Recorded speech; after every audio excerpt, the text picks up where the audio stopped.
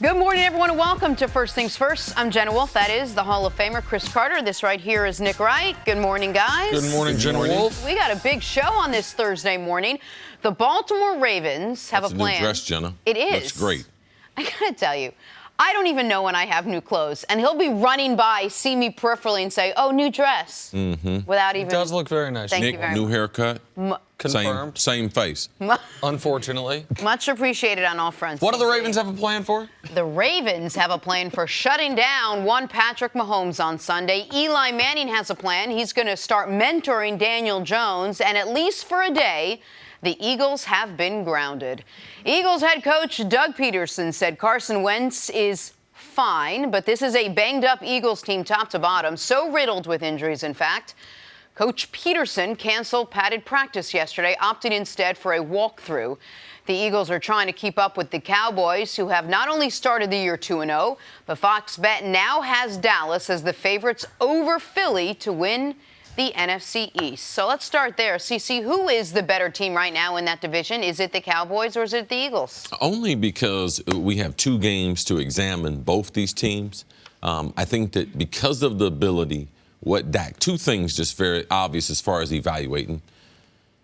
How they've protected Dak, the lack of protection on Carson Wentz, all that being one subject, and Dak's ability, how much better can he get or can he maintain this?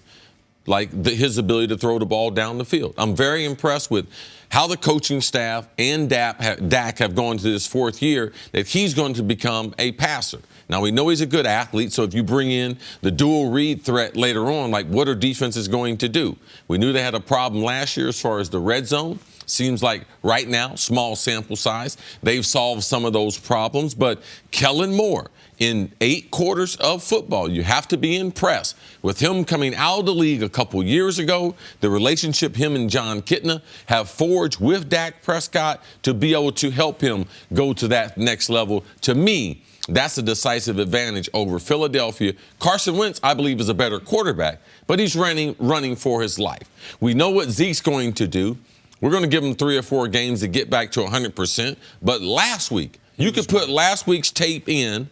When he gets into the Hall of Fame, you put his tape in the clips of all the other tape, you would be like, oh, that was his 2nd game back. No, it wouldn't have made too much of a difference. So I think that what they're doing with Dak, as impressive as he's been through the air, it gives them a decisive advantage right now in the passing game, even though Philly, they got more weapons, I believe, proven weapons than Dallas. But Dak and how he has adapted to, I am a pocket quarterback when I want to be. And if you take away my running game, I feel like I can beat the best teams with Dak's arm in the receiving core, Nick. Going into the season, I gave Philadelphia the decisive advantage over Dallas because I thought they had a decisive advantage at coach and at quarterback, coaching staff, if you will, and quarterback. Through 2 weeks, they do not look to have a decisive advantage in the coaching staff because of the things Kellen Moore and John Kitna have done to open up this offense. And through 2 weeks, they do not have an advantage at all at quarterback. Dak Prescott is an MVP candidate. Carson Wentz has played mediocre. He hasn't played poorly, but he hasn't played great. But because it's only been 2 weeks and because the evaluation going into the season was based on the previous 2 years, not just 2 games, I still give Philadelphia an edge in those 2 spots, but barely. So who do I think's the better team? Philadelphia. Who do I think's going to win the division? Philadelphia. But right now it's a 55-45 proposition as opposed to before the year when I thought it was closer to 80-20. And the point that Cris makes about Dak continuing to evolve as a passer and Dak being able to not only make his first read but his second or third and deliver the ball on time deep downfield has been one of the most, just behind Lamar Jackson, for the most impressive development for any player this season as far as progression towards wherever they're trying to get to, whatever their football apex is. There is an element, though, when we're looking at these 2 teams that I have to stop and I ask myself, all right, so they both played Washington. They both beat Washington. The difference in record is Dallas beat the Giants. Philadelphia lost in Atlanta. if those games were flipped, if Philadelphia had gotten a game against the Giants and Dallas had to go to Atlanta, would it still be 2-0 and 1-1, but the teams reversed? Right. I think it might be. And so that's another reason why I don't want to overreact to what we've seen, because the one game difference at Atlanta versus playing the Giants is a substantial one in my mind. Well, I think the overall injuries. You got one team's canceling practice. Yeah. Dallas is getting more players back. So I think that's a major difference. Even regardless of who the opposition is, when you got injuries and you can't practice, that's significant. Well, both of you made your decisions, for the most part, based on quarterback play, where Dak Prescott is, where Carson Wentz is. At what point do we start getting worried about Carson Wentz, that maybe this is not just shoddy offensive line play that hasn't really protected him, or maybe it's not just him putting himself out there, but maybe this is a trend for this Eagles team this year? You worried about him? I'm not worried, because I would be overreacting to the Atlanta game. The reason why Carson Wentz wasn't great in the Atlanta game, he wasn't bad. I mean, he was bringing the team back, but the offensive line didn't give him the type of protection. So I'm worried about Carson Wentz getting hit. I'm not worried about Carson Wentz. Is he an elite quarterback? No, he can still make every throw. I'm concerned about some of his weapons being nicked. So the overall injury, that offensive line coming into the season, ranked number 1 by Pro Football Focus. I haven't seen a dominant offensive line in 8 quarters. Will they be able to run the ball? Or are they going to be one-dimensional? So, no, I'm not worried about Carson Wentz. I'm more worried about the protection and that offensive line. Listen, Wentz was running for his life in Week 2 against Atlanta, and Atlanta's not a team known to have a dominant pass rush. Now, they've spent some draft picks to try to add to that pass rush, but aside from 1 year from Vic Beasley, whether it's Takk McKinley or Vic Beasley, outside of that 1 year, those picks have not necessarily paid off the way they had hoped. Philadelphia has to fix that, because Carson Wentz, the best plays he was making, he was avoiding contact or while going to the ground making a pass. And so that is a major concern, because he did get nicked in that game. He did have to leave that game briefly and then come back. And that's something you don't want for any quarterback, much less a quarterback coming off 2 straight season-ending injuries. But I also like to step back and say, what if? What would the narrative be if Nelson Agholor had just held on to what would have been the game-winning bomb thrown by Carson Wentz down the sideline after the Julio Jones play? Carson put that ball on the money, hit Nelson Agholor in his hands, and he just dropped it. The numbers would look different, and the narrative would be very different in that circumstance. Now, to Cris' point about injuries, Deshaun Jackson maybe makes that catch. That was thrown to Agholor instead of Deshaun, because Deshaun is out of the football game and out the next couple weeks with a groin injury.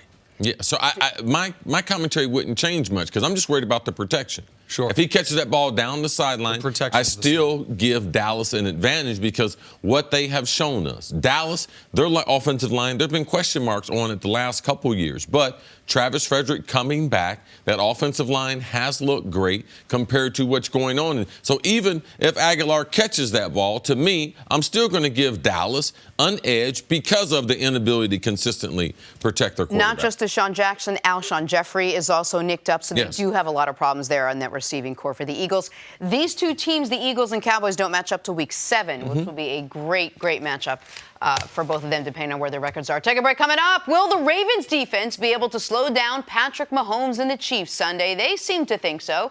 That's next on FS1. You can always check us out on the Fox Sports channel. That's on Sirius XM, and we'll be right back.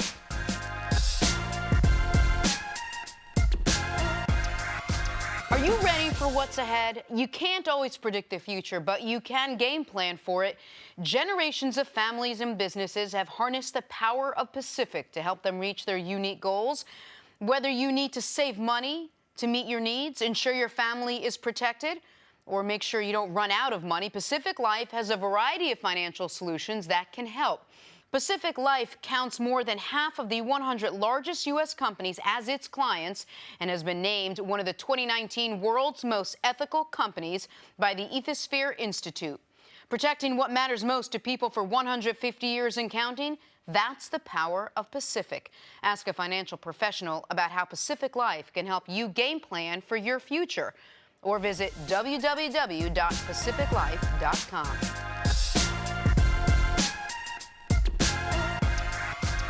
On to the Chiefs, where defenses have had fits trying to slow down Patrick Mahomes and that offense. Through 2 weeks, the reigning MVP is leading the league in passing yards and tied for touchdowns.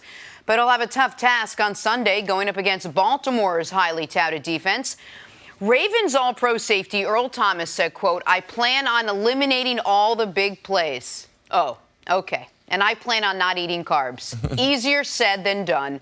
All right, Nick, how do the Ravens slow down that offense, the Chiefs' offense? I actually think this game is going to be more about, can the Ravens keep pace to a degree with the Chiefs' offense? Not a 45-42 shootout, but I don't think you're going to be able to hold this Chiefs' offense to 21 or less. I think you're going to have to put up points yourself. See, you saw this Ravens team up close and personal, and I understand that Arizona didn't score a ton of points, but they accumulated an enormous amount of yards. They had 440 yards despite only having the ball for 22 minutes, and the score could have been quite different if 3 separate times Arizona wasn't forced to settle for field goals, not in the red zone, not inside the 10, but inside the 5-yard line. If you let the Chiefs get inside the 5-yard line like that, they're going to put up points. Now, the biggest differences between this year's matchup and last year's matchup where the Ravens had the Chiefs beat, where it was a 4th and 9, down a touchdown for Kansas City with 90 seconds left, and Patrick Mahomes made what he said yesterday was the single favorite throw of his career, the play to Tyreek Hill, is that last year's Ravens team did not have Earl Thomas, and last year's Chiefs team did have Tyreek Hill, who they're not going to have for this football game. But I think it's going to be less about how you can slow down the Chiefs' offense, aside from obviously pressuring the quarterback, which is the best way to stop any offense, and more about how much can Lamar Jackson and the Ravens' offense continue their hot streak, so they're not trying to win a game 20-17 as they tried to last year, but they're trying to win a game maybe 28-24. Well, I think that Baltimore and what Baltimore's done is they got amazing stats. 18 to 21 years they've been a franchise. They were in the top 10 of either points, total yards, and defense. Yep. So they play defense. So to think that they're going to get into a track meet, no, I don't think so. There might be 1 or 2 games during the course of the season where their defense is not stellar, but, man, that's what they do in Baltimore. They play defense. How do you stop Kansas City? We saw last year in the playoffs, and we've seen in NFL history the best defense for a team like Kansas City is an offense that's going to grind it out, get a bunch of first downs, and keep Kansas City off the field. Right now, who currently leads the NFL in time of possession? That would be the Baltimore Ravens. So for me, I think it's a very good matchup, and it's a matchup that we probably will see this matchup again. And Baltimore will have Jimmy Smith back later on. So this is not the best matchup for them. He says Tyreek Hill's out. When they get one of their starting corners, Jimmy Smith back during the regular season. So this is just a precursor. They're going to be physical.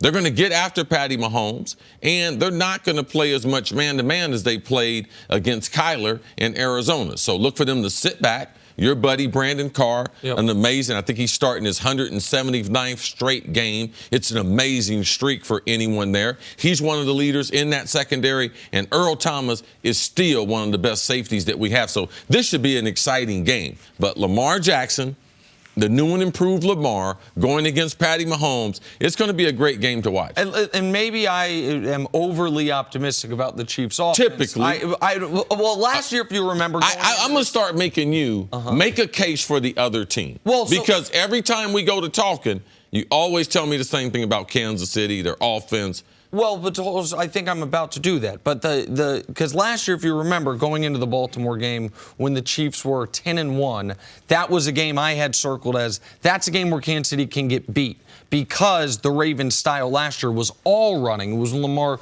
before he developed as a passer, and I was worried they were not going to have the ball enough. I was worried they were not going exactly what Cris was saying, that Ravens were going to be able to play keep away, and that's almost how the Ravens won the football game.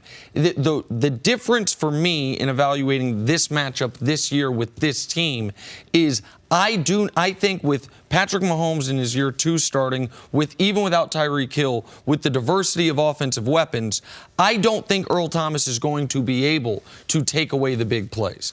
I don't think that the Ravens defense is, then when the Chiefs have through 2 weeks already 15 plays of 20 yards plus, I don't think that's going to go away. But I also think the Ravens are a far more difficult matchup on the other side of the ball than they were last year. And when the Chiefs had struggled with the Ravens, and then after the Ravens game, by the way, they lost to the Chargers, they were beat up, they then lost to Seattle. They lost their only back-to-back games all year after escaping Baltimore. What Ravens had laid out a bit of a blueprint, particularly if your quarterback can be a dual threat. Last year, Lamar was oddly not a dual threat because he wasn't doing the throwing part of it. Usually when a dual threat quarterback, you take the throwing as a given. Can he do the running? Can the Chiefs linebacking core, which is maybe the weakest part of their defense, even weaker than their secondary, how are they going to deal with Lamar Jackson, with Mark Ingram, with that team offensively? Because I do think Baltimore is going to be able to score on Kansas City. And so that's, to me, I would not be shocked if the Chiefs lose this football game. I want to make this clear. I think Baltimore is the third best team in the conference. I would be shocked if the Chiefs lose the football game 20-17. But if they lose the game 31-28, I think that's in play because I think Baltimore has shown the offense has evolved and they can score points, and the Chiefs' defense is obviously a huge unknown, and if they are a known quantity, it's in a negative direction. If Baltimore runs the ball 30 times, the Chiefs are giving up 6 yards a carry. Yeah. That's 180 yards of offense. Giving Mark Andrews, the tight end, second year, third-round draft pick out of Oklahoma, becoming the favorite target for Lamar. This is a game. Baltimore is going to be a team that you're going to have to deal with in the AFC, and especially now that we know that Lamar's improved drastically as a passer. You don't think they changed the game plan around a little bit, the Ravens offense, maybe have him run a little bit more because it was a little more challenging for the Chiefs last year? Oh, he ran last week. Oh, he's running every week. The defense cannot be right. Greg Roman, the offensive coordinator, I sat down with him last Friday, talked to him a long time about Lamar's development, creating accuracy, repetition, getting him more and more reps, seeing defense and how comfortable he is passing. And I said, well, who do I give credit to in the telecast? He said, well, it's a little bit like this. I'm writing the music, and he's doing all the rapping. So I was like, okay. And that's exactly what he told me. So when they get into the game, if the defense wants to take away the run, they are going to throw it. If you do not have enough guys in the box, Lamar is not afraid to be able to run it, and they're not opposed to winning any type of way. So it's going to be interesting to see with this Chiefs defense, those new defense coordinator, 6 new starters, but is it really better? When you think of Ravens, you think of Ray Lewis, you think of Ed Reed, sometimes you think of our friend Bart Scott, who's coming on the show. You think of defense, and you should. This year, for context, the Chiefs are averaging 34 points per game. The Ravens are averaging 41. The Chiefs are averaging 480 yards of offense per game. The Ravens are averaging 540. So I understand some of that it was enhanced greatly by that Week 1 blowout against Miami. But the Ravens' offense must be accounted for. That, to me, is their path to victory over Kansas City, not Earl Thomas taking away the big plays, which I don't think anyone can do to the Chiefs' offense. The thing what Earl's trying to tell you, Earl's going to be extra deep. And a lot of those big plays, if you can get the guy on the ground and not give up touchdowns, then you get them condensed in the red zone area, and then you have a better chance of stopping them. So when Ed is talking, when Earl's talking about that, Ed Reed, he went into the hall this year. They play a lot alike. That's what he's talking about. He's not a guy that's just spewing information because he doesn't have anything better to do. He's one of the better safeties we've had, and he's back playing at top form with that rush, and he's enjoying the transition. He was totally shocked that he would like Baltimore as much as he did. Went there, saw their facilities, like how they do things. That's why he signed that big deal with them this offseason. All right, good stuff. Let's take a break. Coming up, should Eli Manning embrace his role as Daniel Jones' mentor? That's next on First Things First. It's the 100th year of the NFL. How excited are you for this season? NFL players have been coached. Blue light from smart devices can affect your sleep. Wear blue blocker glasses in the evening for improved sleep. Sleep Number beds allow you to adjust on each side to your ideal firmness, comfort, and support. The Sleep Number 360 smart bed senses your movements and automatically adjusts to keep you sleeping comfortably through the night. With Sleep IQ technology inside the bed, it tracks how you're sleeping so you can know every morning how well you've slept that night and gain insights for your best sleep. Experience the smart, effortless comfort of the Sleep Number 360 smart bed. Find your competitive edge with proven quality sleep from $999. Sleep Number is the official sleep and wellness partner of the NFL. You'll only find Sleep Number at one of their 575 Sleep Number stores nationwide. Find the one nearest you at sleepnumber.com/cadence.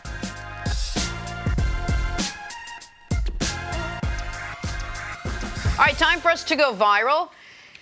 Check out this video of Texans wide receiver DeAndre Hopkins taking 10 kids from a Houston area Boys and Girls Club on a shopping spree. He gave them each a $200 gift card. Here's Hopkins talking about the experience. Man, this is awesome. Get a little downtime. I prefer to, be out here giving back, expressing, my interest for these kids, man, is something that, I don't ever feel like I can get tired of doing. So this continues a really cool tradition of star receivers in Houston. Andre Johnson, the best receiver in Texans history, every year around Christmas would take kids from foster homes to a Toys R Us and give them 80 seconds because he was number 80 to take whatever they wanted off the shelves, fill up their cart, the shopping carts, and ended up buying it. DeAndre is now trying to continue that. That's really, really cool. For Tuesday is Community Day all around the National Football League. Most people know it as your day off, but that's the day that all guys in the league get out in the various communities where they're playing football and do something. But great, we need to have more cameras at events like that compared to vice versa. Good stuff. All right, moving on. Time for some stories to start your morning. Doug Peterson says Carson Wentz is fine, but the Eagles are so riddled with injuries. Peterson canceled padded practice yesterday, opting instead for a walkthrough. See, is this a red flag for Philly? Well, it's something that's not customary in the league that you have that many injuries. You know that we have the 53-man roster. Then you also have 11 people on the practice squad. So obviously, he made the right decision. As a coach that does have some experience, when you get those types of injuries, are you better off just getting the mental reps, giving the guys an extra day for their bodies to repair? Now, yes, it's something to watch, all right? They got the deepest roster in the league, but no roster can sustain a whole bunch of injuries. Well, you can be the deepest roster in the league, but not wanting to have to go this far to your depth at week 3 of the season. Last year, they actually did this twice due to a spate of injuries, but it was weeks 15 and 16 at the tail end of the season, having to do this so early. And, I mean, we talked about, hey, they've got a bunch of quality starting receivers. Well, not when 2 of them are on the shelf. They've got a bunch of quality starting offensive linemen. Well, you got questions there, and Wentz keeps getting lit up in those highlights. All right, let's stay in the NFC East. The Cowboys released former first-round defensive end Taco Charlton yesterday. See, were you surprised by the move? No, he really hadn't showed well. I mean, I'm surprised that he didn't get traded for at least a 5th rounder or something. You would think that someone would just throw in something to be able to get the type of prospect when he came out of the University of Michigan. He should have been drafted, but we don't know when how many stories in this building? Is the elevator at the 3rd story and that's it? Or is it going to be a skyscraper? Like, we don't know that. That's why the draft is so difficult. I hope that he finds some place where he can get comfortable and develop his overall ability. But thus far, if we're being truthful, he's been a huge disappointment. And listen, the Cowboys in 2012 traded up to get Mo Claiborne at the corner out of LSU. That pick didn't work out. And then 13, 14, 15, 16, they hit on their first-round picks every single year. This is the first miss they've had since 2012. I mean, there's no other way to put it. When you don't even make it to the end of year 3 and you're a first-round pick, to miss by them, I imagine he'll be claimed on waivers by some team this week and get a chance at a second bite at the apple for his career. Disappointing for him and disappointing for Dallas, as this is how they freed up roster space for Robert Quinn coming off the exempt list. All right, big Sunday night matchup with the Rams traveling to Cleveland to take on the Browns. Odell Beckham said Aaron Donald is probably the best player in the league. See, you agree with OBJ? Well, non-quarterback. He's definitely in the conversation, but there's no player in the league that compares to any quarterback as far as need, value to the team. Aaron Donald's a phenomenal player. We'll have to see. He's missed some practice time after missing some game time in Sunday's game, having a problem with his back. But he's explosive. You must double-team him every play, causes havoc, and going against that Cleveland offensive line that has not looked good. I'm sure Aaron's going to try to get healthy and get some snaps and get a try at that offensive line. Yeah, they've got no way to block him, and unless he is limited or unless they double team him, which they will every play, even then that might not work. Should be noted, though, Aaron Donald, 20 sacks last season. The last time he had a sack was Week 17 of last season. The entire playoff run in the first 2 games of this year, his quarterback hits are down 80% and his sacks are at 0. So he's on a bit of a cold streak. The Browns' offensive line might be what gets him right, though, if he's healthy on Sunday evening. All right, moving on to Jalen Ramsey. He wants out of Jacksonville. Unfortunately for him, he will be playing against the Titans tonight for Jacksonville, in Jacksonville. The Jags All-Pro cornerback has requested a trade, but will be active again, with the trade seemingly coming sometime after the game. So, CeCe, which contender should try to acquire Jalen Ramsey? Well, I don't mean it doesn't have to be a contender for me. Right now, we only played 2 games. Everyone's a contender. The Giants, they think we make a quarterback switch. We right back into this. But I think there are certain places that would be better for him. I think the Raiders, John Gruden, they got the cap space. They got a really young team. They could use a corner play. They could also use a star going to Las Vegas. The Tennessee Titans, I do believe Coach Coombs, he was a legendary high school coach, coached at Ohio State. He only coached in Ohio until last year where he took the job in Tennessee. Vrabel, who has experience at Ohio State, went there and got him. He is a great defensive back coach in his hometown there with the Titans. So the Raiders are the Titans, I feel, are the smoothest transitions for him, for a guy that has that type of skill set, big corner, wants to play a lot of man-to-man, and as we said before, he's from Tennessee and wants to go back there. And anytime, if you can get a big-time star like that in a smaller market like Tennessee, I think that they should look into that. Particularly when he's listed the Titans previously before the season as a place he'd like to play. Sometimes you worry a big-time star, would he be happy going to a small market?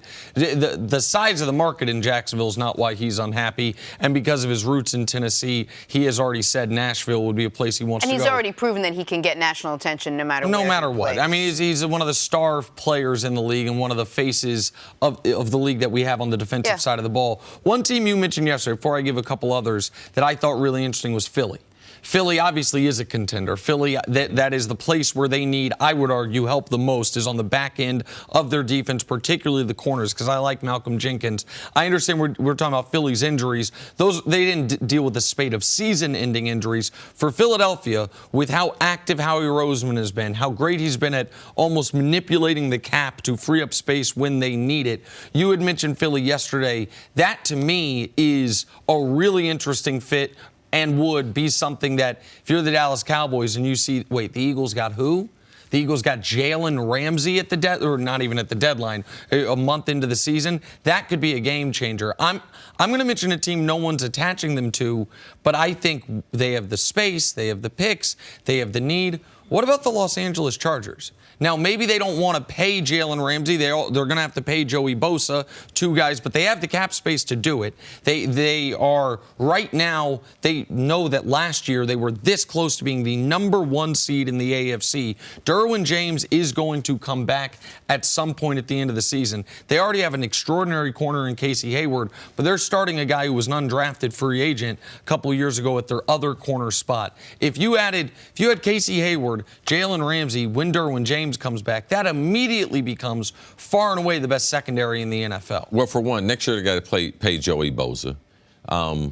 Casey's already making a bunch of money. Derwin James, you already know you're going to have to pay him. Now, both of those guys being from Florida State, sometimes you think that, oh, well, maybe that would work. Well, maybe that might not work. So I don't know. They haven't been the most contract friendly to their player. Phillip Rivers doesn't have a contract. So to me, that's a lot of money that a team that is not customary to paying a lot of money, I don't think they would have that kind of money tied up in their secondary. Just two more teams quickly. Obviously, yesterday we talked a lot about the Chiefs. For the Chiefs, it's the best player available at the biggest position of need. But I do think the Chiefs would have real cap issues with that. Patrick Mahomes going to become the highest paid player ever a year from now. They paid Tyreek Hill. They paid Frank Clark maybe above market. Sammy Watkins, they can get off him next year if they want to, but he's playing really well this year. Adding the highest paid corner in NFL history, was what Jalen's going to become, would be tough. Keep an eye on the Colts, though. The Colts have enormous cap space, the draft capital. They're obviously going to try to win without being a super explosive offense. The Colts are, if I'm Chris Ballard with Indy, I am calling Jacksonville and trying to take their temperature on that. But he plays his last game tonight for the Jaguars, most likely. Absolutely. That would be my guess, yes. All right, let's move on. If not, you're going to need about 8 players to break them up. Doug Marone. All right, just to recap, Eli is out. Daniel Jones is in as starting quarterback for the New York Giants, and his first test will be this Sunday on the road against the Bucs. Who better to learn from than 16-year vet Eli Manning? And get this, the Giants' 2-time Super Bowl champ reportedly stayed at the facility after being told he was demoted to help prep the new quarterback. And though Eli is taking his new role as mentor in stride, it hasn't been easy. Obviously disappointed, not happy about it, but you know, you accept it and make the best of it. Eli has been nothing but nothing but helpful and welcoming to me, and I think obviously now the roles are different and there'll be some differences there, but I think largely our relationship and how we communicate will be the same. Is this the end of Eli Manning, or is this another phase? Who knows? So and it's, again, I'm not dying, and the season's not over. So there's a lot to be positive about, a lot to be grateful for, and and so I just got to kind of accept my new role and make the best of it. So clearly everyone is saying the right thing. Everyone is doing the right thing. I mean, Eli going above and beyond by actually staying late in practice and mentoring Daniel a little bit. But how hard do you think, Nick, this will be for Eli to take on this new role now as mentor when you know what he's been for the last 15, 16 years? Well, listen, I would imagine it's incredibly difficult, but it's not like this should come as a shock to the system for him. And I would disagree with you a little bit in that Eli going above and beyond. When the Giants draft a quarterback at number 6, and don't ask you to take a pay cut when they easily could have, when you're still making your $22 million this year, when it could have been 0 this year, part of the job this year for Eli was going to be eventually doing this. Now, everyone expected Eli to do it as a gentleman and with grace, as he appears to be. I mean, that is a testament to why Eli Manning, as an individual, forget him as a player, is one of the most respected people in the league. Nobody has a bad word to say about who Eli Manning has been as a Giant in the facility for the organization at any point in his career. I don't know what it feels like as a player to be demoted, but I would imagine in any walk of life, if you see something coming, and Eli had to see this coming at some point, you would hope you've done some mental preparation for when the day does arrive. And so Eli maybe thought that he would be able to stave it off a few more weeks than he did, but he knew at some point this year he was losing his job and he was going to transition from starting quarterback the New York Giants to mentor for the future quarterback the New York Giants. Did you just say that Eli should have been practicing getting benched, what he was going to do? No, I said you mentally prepare yourself. Of course. If you're married and your spouse moves out and says, I think we should do a trial separation, okay, well, that day when it happens, I don't think all the mental prep in the world is going to of course. But if that happens, then you should be mentally preparing for the divorce papers to be filed. And even when those papers are filed, maybe it's devastating, but you have been mentally preparing. When you play as well as Eli, and you're a superstar in this league, you're an accomplished player, you don't think someone's going to take your job. When they draft him, it's like, man, I'm getting ready to play. Eli thought just like Don, I'm getting ready to play another couple of years. So there is no preparation. When I took Anthony Carter's spot and took all his shining, he didn't mentor me. He didn't stay after practice either, Jenna. So you're right. That ain't Eli's job to stay after practice. Nick is wrong in that. That is extra. That's because Eli is a special human being. All around the National Football League, when guys lose their job, we don't hear that soundbite. You know something? He stayed after work. You know something? A lot of times they storm off. Oh, he left practice today after getting benched. So yesterday, I would say easily is one of the 5 worst days in Eli Manning's career. It's gut-wrenching because you come in there, you still have to face the media, and the roles have totally flopped. And your ability, you didn't lose your ability overnight. This guy didn't beat him out. Like Eli didn't even have a chance this year. If you look at that, what they did in 2 games, didn't depend on Barkley. What did Eli do to lose his job? And what did Daniel Jones do? The coach said, I had a gut feeling. Yeah, your gut is when you draft a guy in the top 10, your gut is he's going to play this year. So they decided to do after week 1 or 2. It's not a matter, is that right? But what Eli went through yesterday is not a normal day, all right? I've gotten benched and I've gotten divorced, and they're not the same. Well, they not the same. Okay, fair enough. Maybe it was an awkward analogy, but the point that I'm making, and I will stand firm on this, is if Eli Manning was not mentally preparing for the day he loses his job, then he's foolish. Well, I just don't. I don't know anyone in the league, Nick, and I've been watching these guys get benched. No one was ready for it, even though you draft a guy. All right, when Denny Green brought me into his office and said, I'm getting ready to turn the leadership of this team over to Randy Moss and the Dante Culpepper.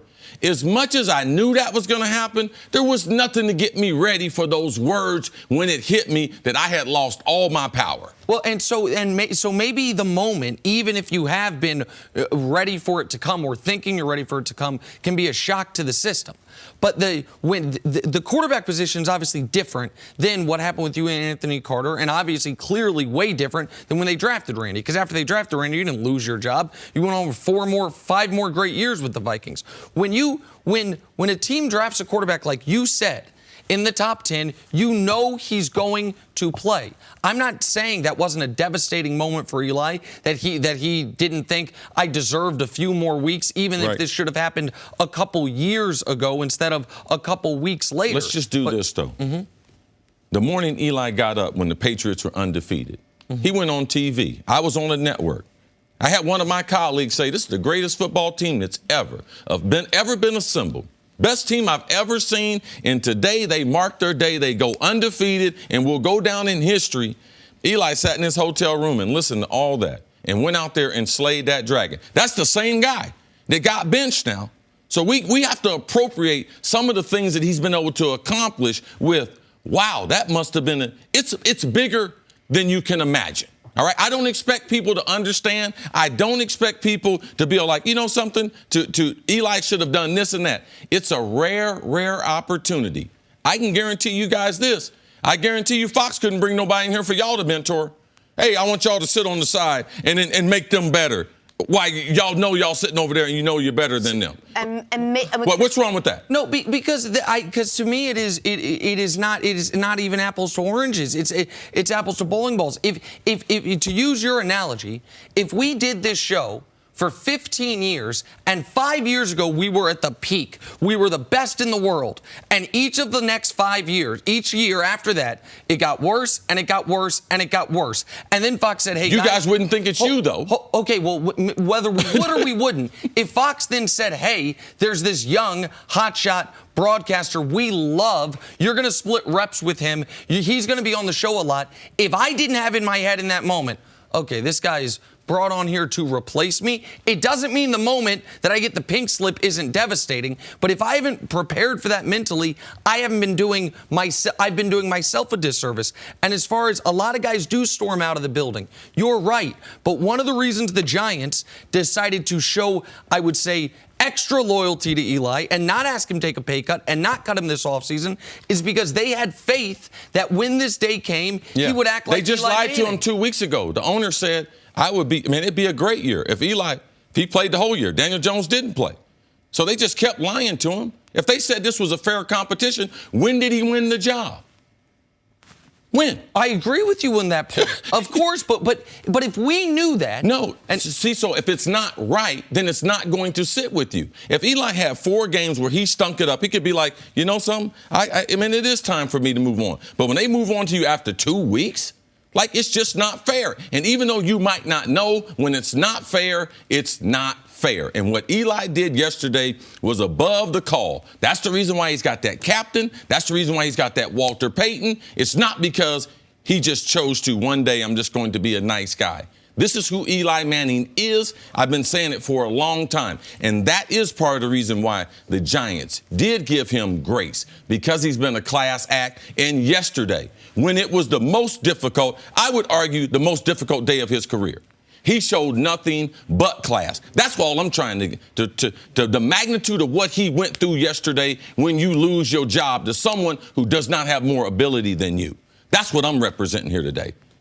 All right, let's leave it there. Coming up, have the Cowboys taken a stranglehold on the NFC East? That is ahead on First Things First.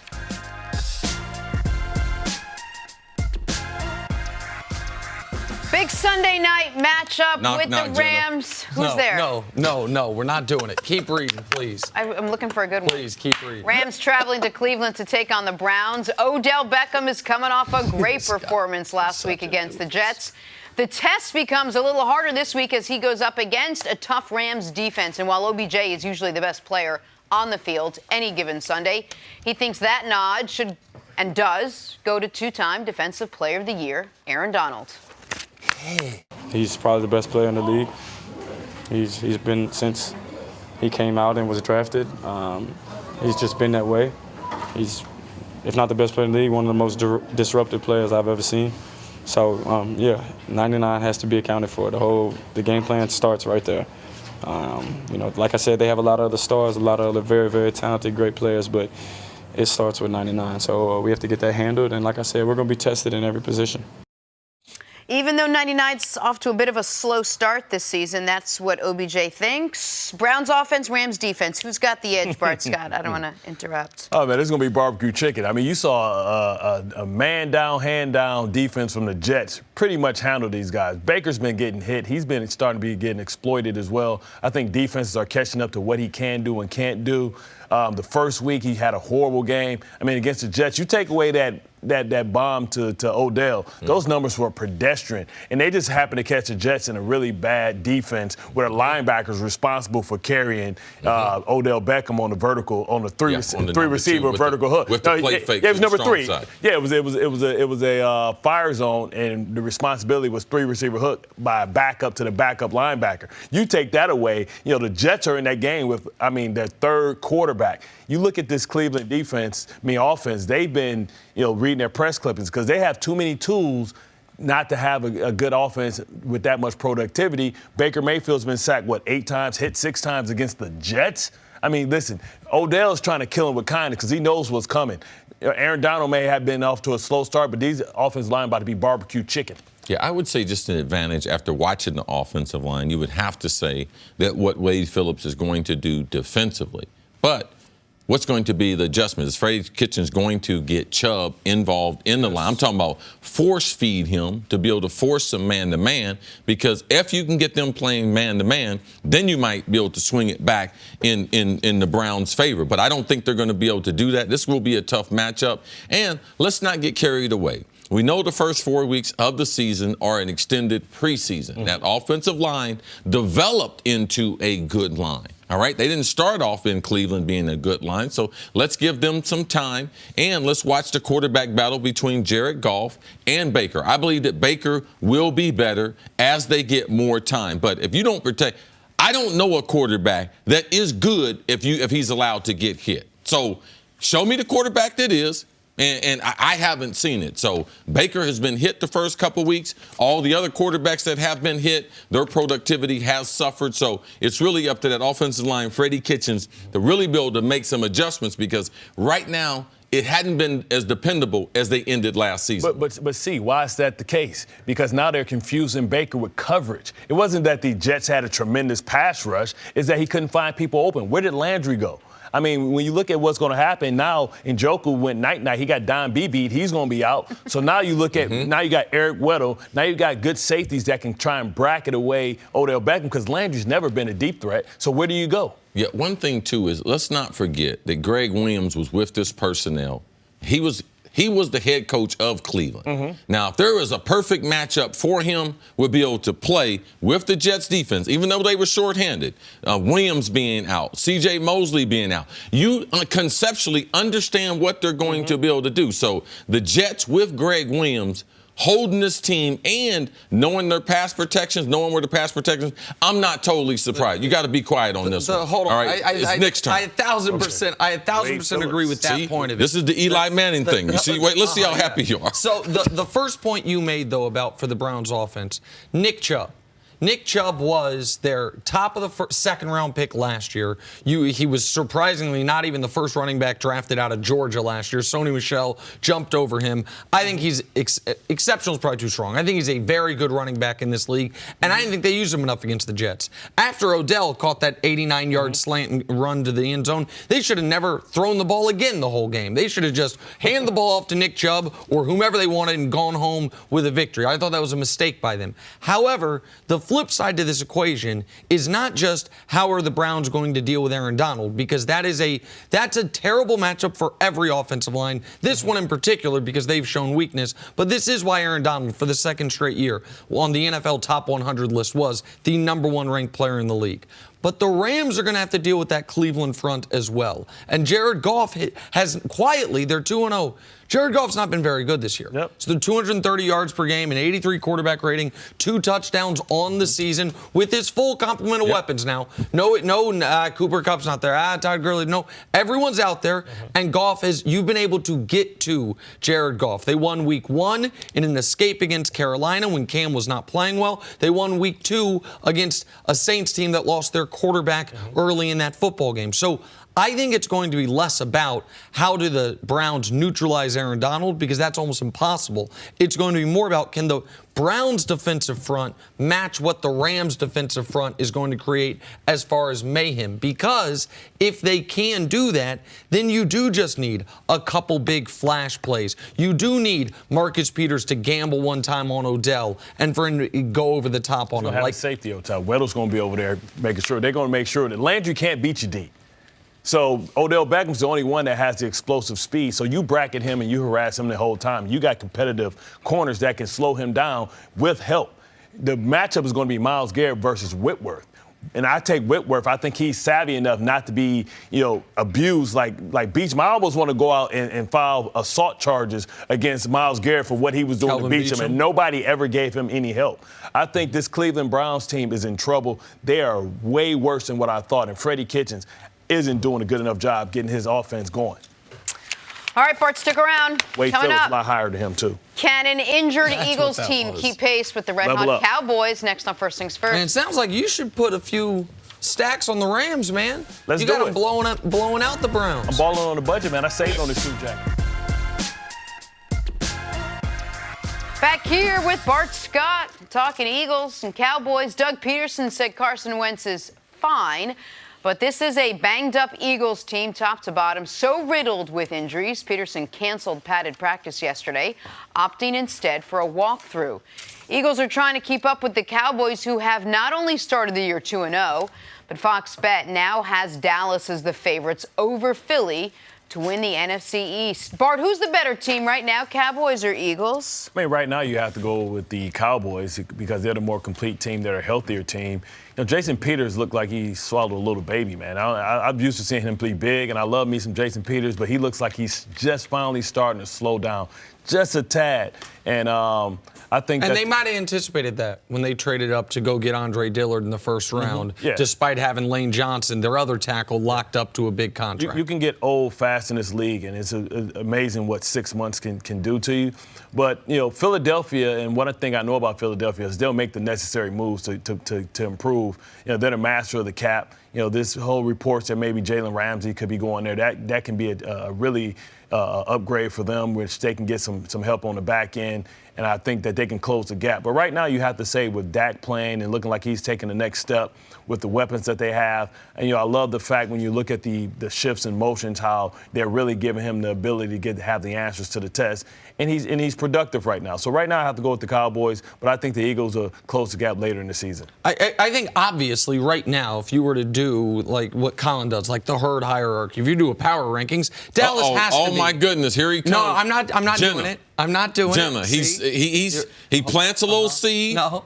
Next thing you know, we've got a Knicks list coming up in about 20 minutes. After begging a few days ago, like today. No. Just reminding the producers it had been a while. Not the point. The point I'm making is, any NFL power rankings right now, across the spectrum, would have the Cowboys ahead of the Eagles. And they've earned that. Yeah. Just like right now, if you were doing MVP rankings, Lamar's got to be super high, no matter if he was off the board before the season.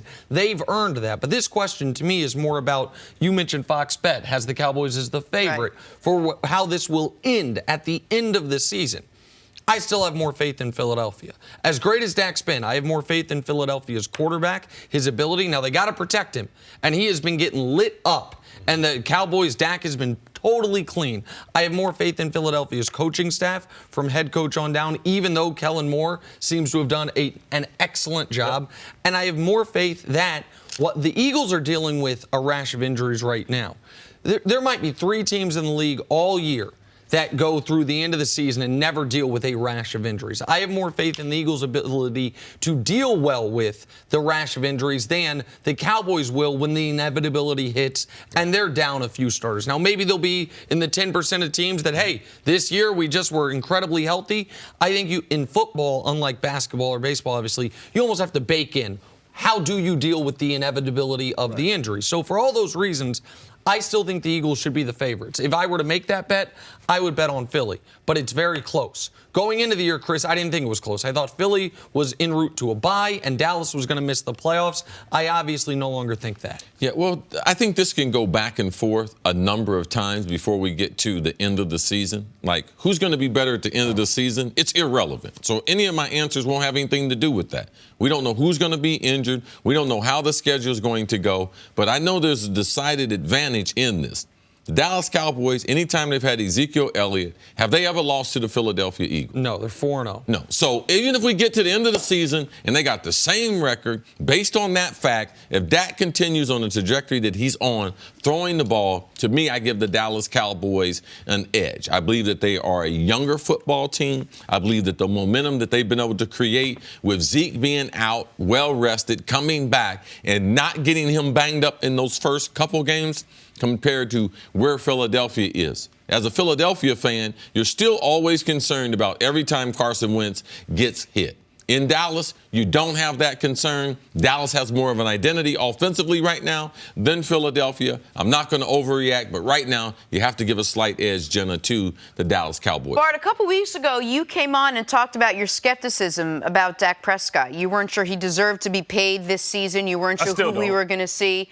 Your mind hasn't been changed, what you've seen in the first 2 weeks? It hasn't. I want to see when the defenses adjust to what they're seeing because they haven't seen this version of the Cowboys offense. So what happens is somebody's going to break them down and to see what they're doing, and then they're going to make him have to make an adjustment. I want to see Dak Prescott make the adjustment. I'm still not spending $40 million on Dak Prescott because I still... Forget about the price tag. Yeah, well... But you have to notice his fundamentals have improved. Yes, right. His anticipation has improved. He's got a little more RPMs on his ball. Mm-hmm. And they're attacking the whole field, throwing the ball down the field. You would have to agree with all those. No, Forget about the price tag. No, absolutely. I thought Dallas missed the opportunity to lock this division up.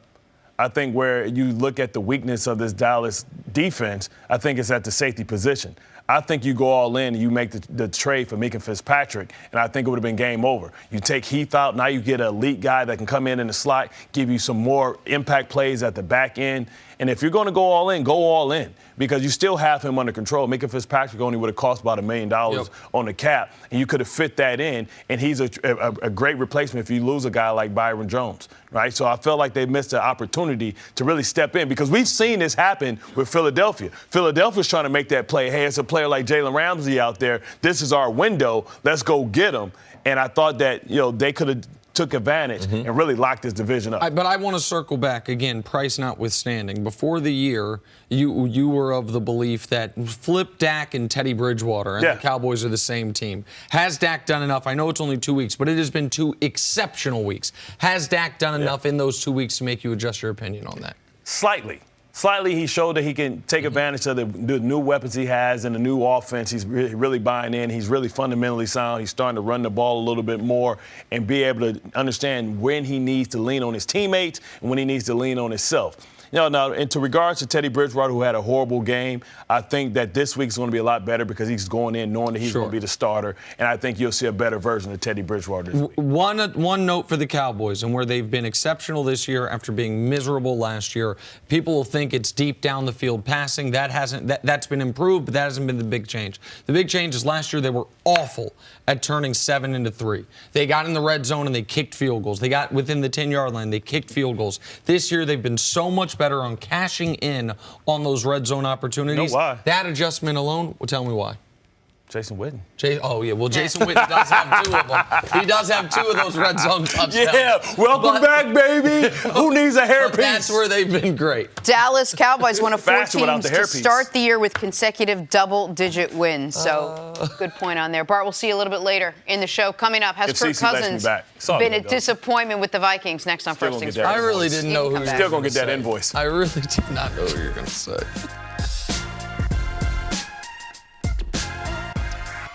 On to the Vikings now, and their $84 million man, Kirk Cousins. To say Kirk has underperformed this season would be a bit of an understatement. Currently ranked 33rd in passing yards per game to go along with just as many interceptions as touchdowns. That would be 2.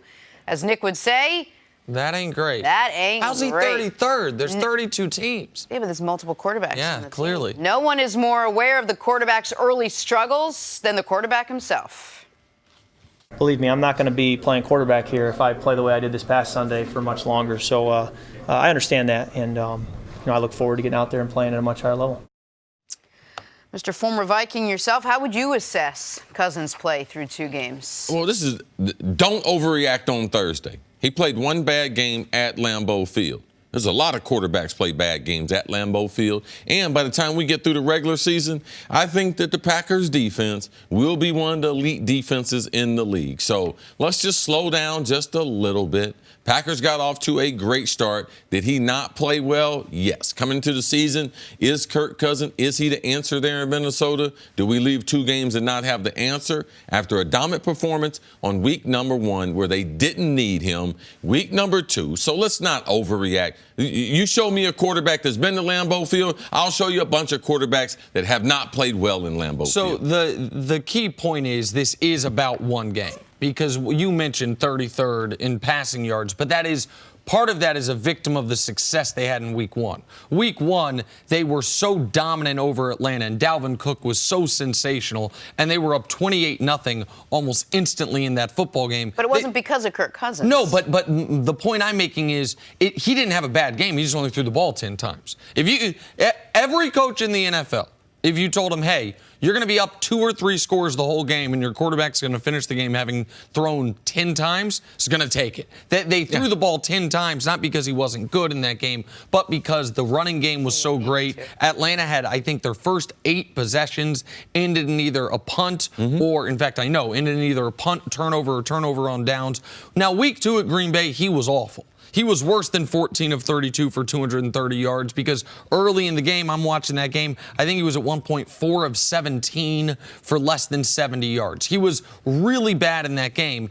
And there is immense pressure on Kirk because he's a guy who statistically, every year of his career, you look at the end of the season, you're like, wow, another 4,000 yards, 25-plus touchdowns. His numbers look good, and then you look at the game log, and it's like, so when was he bad? It's like, oh, this big game against the divisional rival, this Monday Night Football game, this Sunday night game. And so having the game at Green Bay, which is one of the games you circle on the schedule if you're trying to win that division, when he performs like that, that is the concern. let's just assume he's somewhere between his week 1 and week 2 performance. For the Vikings, it's going to be more about, can Dalvin Cook keep this up? Can the defense bounce back, which they showed you after the first quarter against Green Bay. The defense was really good. They allowed 3 straight touchdowns, then they shut Green Bay down entirely. I wouldn't panic entirely about Kirk. One thing Kirk was wrong about, though, is he said, if I don't play better, I'm not going to be the quarterback here. The fair part in bringing up the money with Kirk is this: because he has a fully guaranteed contract, he's going to be the quarterback. Like, they're not going to pull the plug on Kirk Cousins at any point this season. So he has to bounce back from that game against Green Bay. If he plays well, this can be an excellent team. They look like the defense, Cris, of 2 years ago again. Yep, the defense is very good. I mean, exceptional. 2 years ago, they were first or second in every category. Dalvin Cook, who they didn't have 2 years ago because he tore his ACL, he looks like the player they drafted in the first round out of Florida State, like that they thought he was going to be.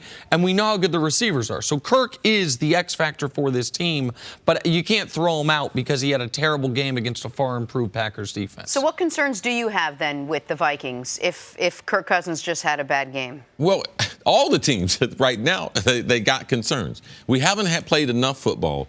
2 minutes into the second quarter, they're down 21-0. So to me, the biggest concern would be in the big-time matchup, can Kirk, in the fourth quarter, generate enough points for this team to be a playoff team? You got Chicago that's going to be very good, and you have the Packers going to be very good. I think people, because of all the guaranteed money, Kirk Cousins is putting a lot of pressure on himself, but people, that's all they talk about is the money.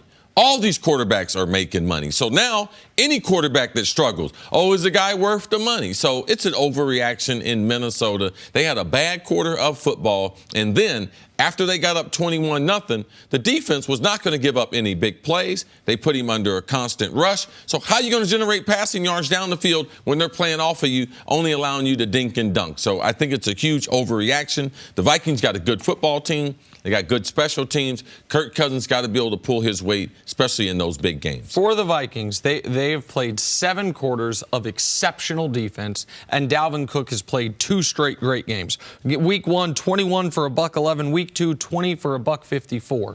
Those are that. If they are going to be a 10-plus win team, it's going to be on the back of their defense and Dalvin Cook. They need Kirk Cousins not to kill him. He killed him in week 2. I don't think Kirk's a great quarterback, but I don't think he's going to kill you. If the defense and the running game maintain what they've been through 2 weeks, this will be the team, not Chicago. This will be the team competing with Green Bay for the top of the division. All right, let's take a break. Coming up, Nick makes a list. Next on First Things First.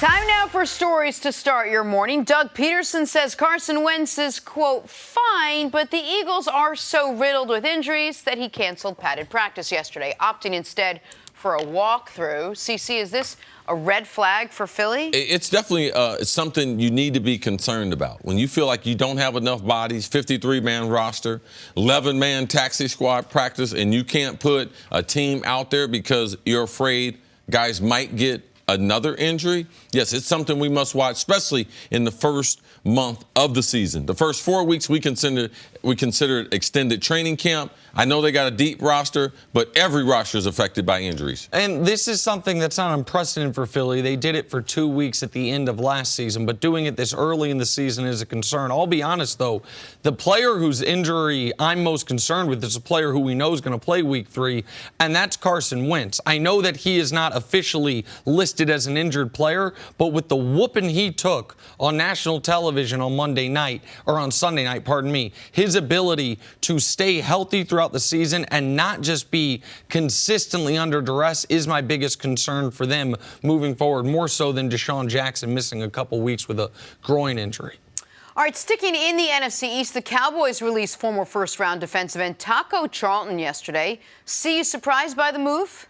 No, I'm not surprised. He's been a huge disappointment. They needed guys. They got guys suspended. They had guys injured, and he still didn't step up. He had every opportunity in the world, given all those opportunities that were there, and he didn't develop in Dallas. Dallas has done a good job of developing their younger players. That's why their roster is so, and they have done a good job in the draft. This was not a good draft pick for him. Not going to mention where he went to school either, Nick. Oh, okay, that's very nice of you. You're being very deferential to the school up north. Listen, Cowboys missed on a first-rounder in 2012 that they traded up for, Mo Claiborne. They then went on a great run, 13, 14, 15, 16. Not only hit on all those guys turned into Pro Bowl-level players. 2017 first-rounder tackled Charlton, their first missed pick in quite some time, high in the draft. I don't think, obviously, his career's not over. Someone will claim him off waivers, which is why I was surprised, as you mentioned, they weren't able to trade even a potential sixth-round pick for him. Yes. So someone will claim him, and he'll try to get a second bite at his young NFL career. All right, moving on. Jalen Ramsey has requested a trade, but will be active for Thursday night football between the Jaguars and the Titans. He'll likely be shipped to a new city after the game. CC, which contenders should try to acquire Jalen Ramsey? I don't know which contender. I think there are a couple places, and Jalen has mentioned them, that being Oakland and then going back home to play with the Tennessee Titans. In the same division, I believe both of them would be a great fit for him. Jalen going to Las Vegas, they would have a star on the defensive side. Also going against Patty Mahomes for the next 10 years. You'd have someone to be able to defend the air raid that they're going to put on people. So those are two places that could utilize him. Also, those are two places that he requested. So if he went there, it'd be easier to sign him to a long-term contract. He had also said in the past that he really, at some point in his career, would love to be teamed back up with Derwin James, the Chargers. Would they be willing to split that much money in their secondary? It would instantly become Casey Hayward, Derwin James, Jalen Ramsey, one of the most dominant secondaries in recent NFL history. The Chiefs clearly have been tied to him. I'm going to throw one wild card team out there. The Colts, man. They got the picks. They got the cap space. They have a need at one of the corner spots for a team that I think can be a good team. So those are some of the teams to look for if he is traded next week. Intel. They've been scouting him for a number of years, not only for the draft, but he's in the division. So I'm sure they have all the information on him. Wouldn't be surprised if they did that with the Titans. All right, time now for Nick Makes a List. Here's how this works. Nick makes a list. Today, we're ranking your way too early NFL MVP candidates. All right, so 2 weeks in, way too early NFL MVP candidates. We're an eighth of the way through the season. Everyone will be doing this after a quarter of the way through the season. We wanted to get ahead of it. Don't say we. No, because I give the list, you give your commentary. That's how this thing works. I know it's been like a month since you came up with this whole segment, and I'm being drugged into this. No. It was literally your idea, but we don't need to get to it. Number 7. That's true. Check the tape. Number 7, Stephon Gilmore. Now, obviously, a defensive player is not going to win MVP. However, when you're the best player on a defense that is allowing 1.5 points per game this season, you've got to give someone on that defense credit. He also has a pick 6. He's only allowed 7 catches all the year, and I think a 40 passer rating when targeted. Number 7, the best player on thus far the best defense in the NFL, Stephon Gilmore. I mean, how can you be wrong in that? Thank you so much. Number 6, a man who's on. He was my 7th pick. Number 6, Myles Garrett. Chris, you said he could have a 20-sack season. How does a 40-sack season sound for you? Because that's what he's on pace for. Now, I think he'll trail off a bit. But 5 sacks through 2 games. He's been the best player on an albeit disappointing Browns team. But they haven't been disappointing because of their defense. They were playing a great defensive game in week 1 until Baker threw 3 fourth-quarter interceptions. Against the Jets, they held them to 3 points. Myles Garrett, 5 sacks through 2 weeks. I'm putting a line through that one already. You can't play dumb football. Giving penalties, especially on 3rd down, giving teams extra possessions. You can't dump the quarterback. So, no, number 6. Okay, so you're going to make a list. I'm going to start rejecting people. Exactly right. That's the idea of the segment. Number 5, spoiler alert, it's all quarterbacks from here on out. Number 5, Russell Wilson. Hustle, bustle, Russell Wilson. He's been so spectacular. It's a little nickname his friends have for him. Don't worry about that. Russell Wilson. He's just. And it's what? Don't worry about it. I shouldn't have said it. 79% passing, 250 yards a game, 5 touchdowns, no picks, with limited wide receivers. The wide receivers that you were concerned going into the year, maybe the worst receiving core in the NFC. One of them. After Doug Baldwin's retirement.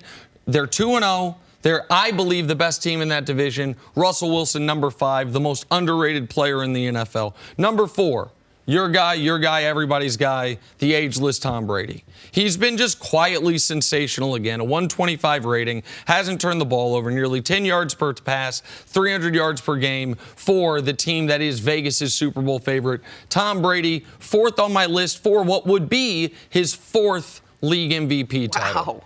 Wow. Watch Brady missed some practice yesterday with a calf. Watch it. Just watch it. Okay. A little calf strain, a little potential concern. Number 3, Dak Prescott. Dak Prescott could argue he should be higher because of the competition they faced and because of how well Zeke played in Game 2. They're going to take a little bit off, but Dak has been sensational. A 142 passer rating.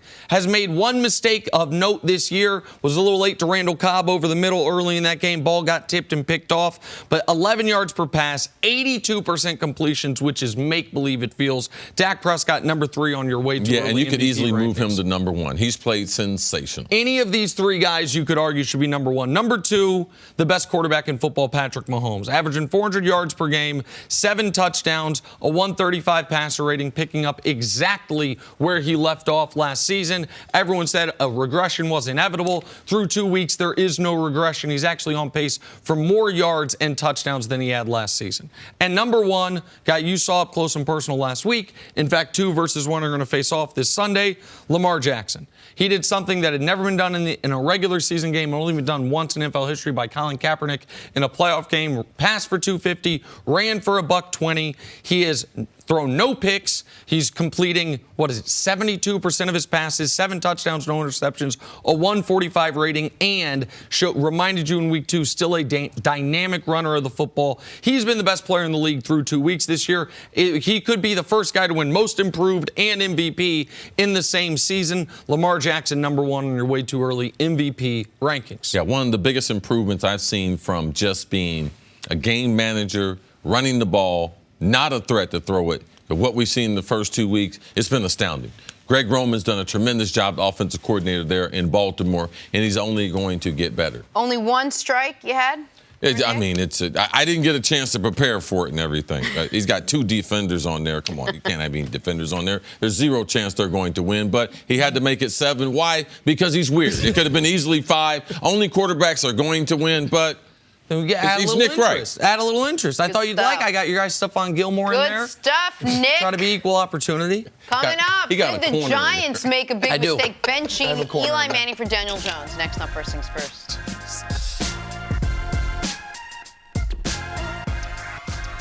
Back here at Park Scott, we're talking New York Giants. Just to recap, Eli is out. Daniel Jones is in as starting quarterback, and his first test will be this Sunday on the road against the Bucs.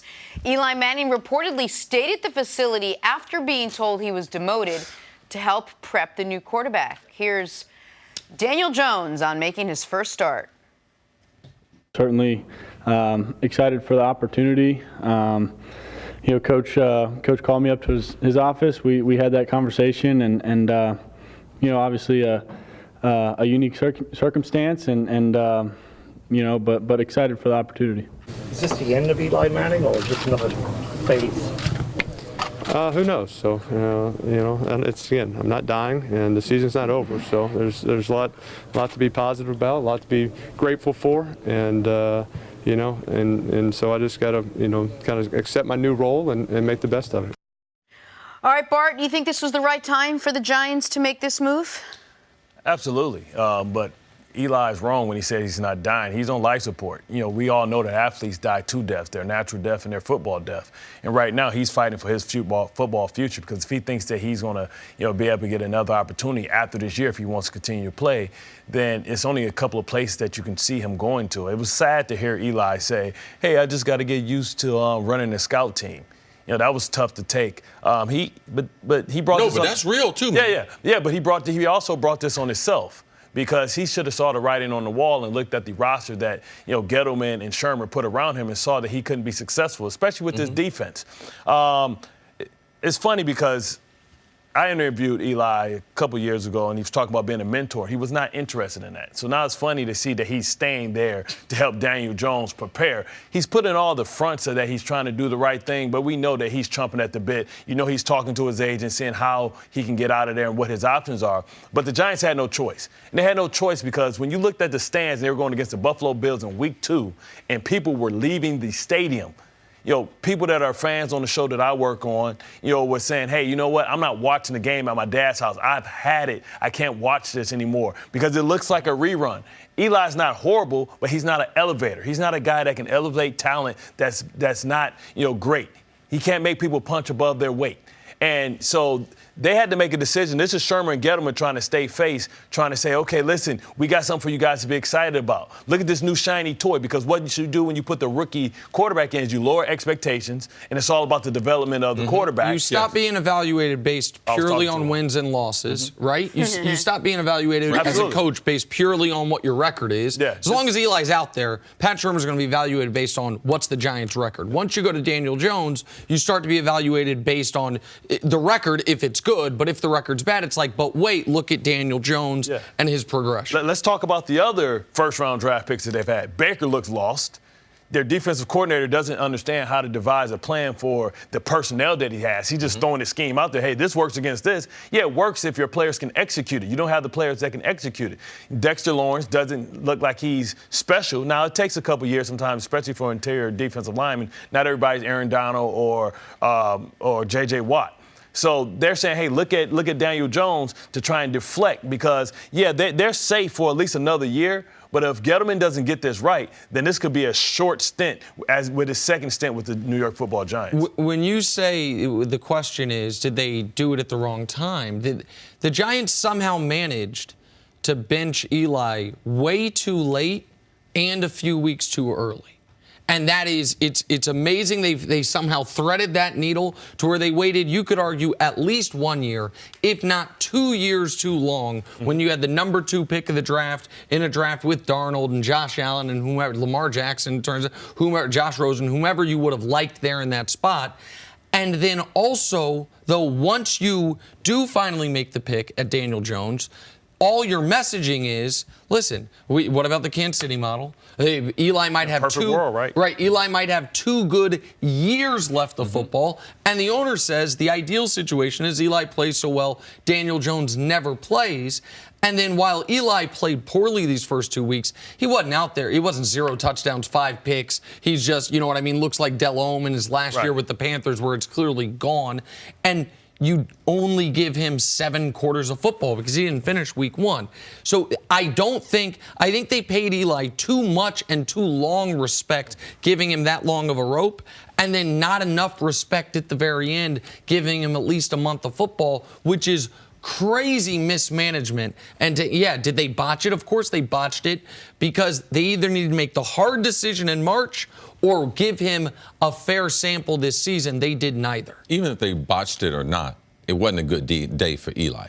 I got benched 2 times in my NFL career, and I remember them very, very vividly. I remember Buddy Ryan drafting 4 receivers after my 3rd year in the league, him taking away my starting assignment, benching me, asked me, do I want to stay there and be a mentor? I told him, hell no.